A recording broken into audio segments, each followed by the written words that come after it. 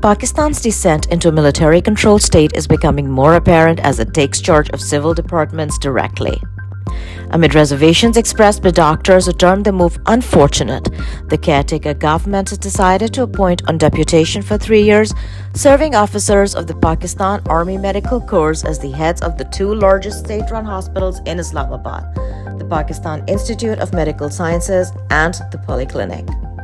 A letter from the Health Ministry was sent to the Defense Ministry saying that the posts of the Executive Director in PIMS and the Polyclinic were vacant due to the non-availability of eligible officers from the feeding cadre for promotion to the ED. It stated that because of the importance, it cannot be left out to function without qualified heads of the institutions.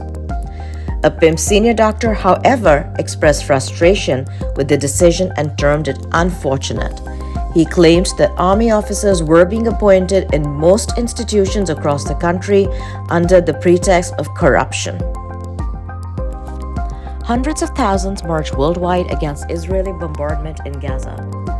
Hundreds of thousands of demonstrators rallied in cities across Europe, the Middle East, the United States, and Asia on Saturday to show support for the Palestinians amid brutal Israeli military onslaught on the Gaza Strip.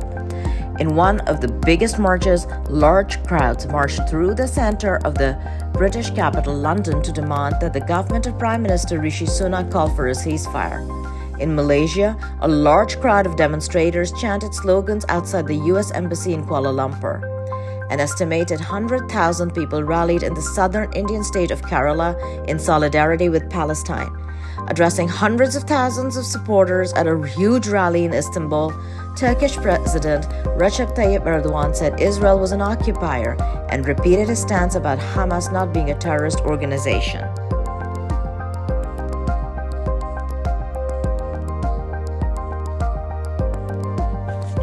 The effects of Pakistan's law enforcement apparatus' cruelty inflicted on members and supporters of PTI continues. The husband of Farzana Sarwar, a female supporter of PTI who was arrested by the regime in multiple false cases and who was rearrested after attaining bail multiple times, died of a brain hemorrhage. Her husband had been waiting for months to meet his wife and struggled immensely, approaching all legal forums to get his innocent wife out of jail. The Sarwar family's ordeal is not isolated.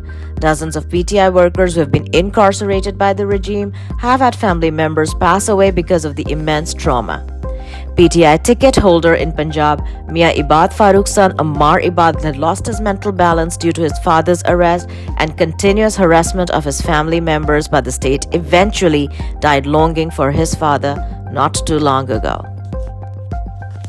Pakistan's fascist police has once again defied the High Court's order and cracked down on a peaceful rally by Pakistan Tehreek-e-Insaf, the party of incarcerated former Prime Minister Imran Khan.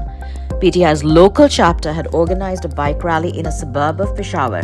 However, the district administration, under the illegal caretaker setup, whose term expired months ago, continued to harass PTI workers. The party Secretary General Umar Ayub condemned the fascist police and likened their actions to the Nazi police, the Gestapo. This illegal caretaker provincial government that is giving illegal orders along with the Chief Secretary and IG Police KP who are executing the illegal orders will have to face the consequences of their illegal actions one day. When Nazi officers were being tried in Nuremberg, their stock answer was that they were following orders. It did not save them. While the police were busy arresting workers in one area, the brave workers of the party took out a rally in another area of the city, vowing to honor the oaths they took along with their party leader to struggle until Pakistanis attain true freedom.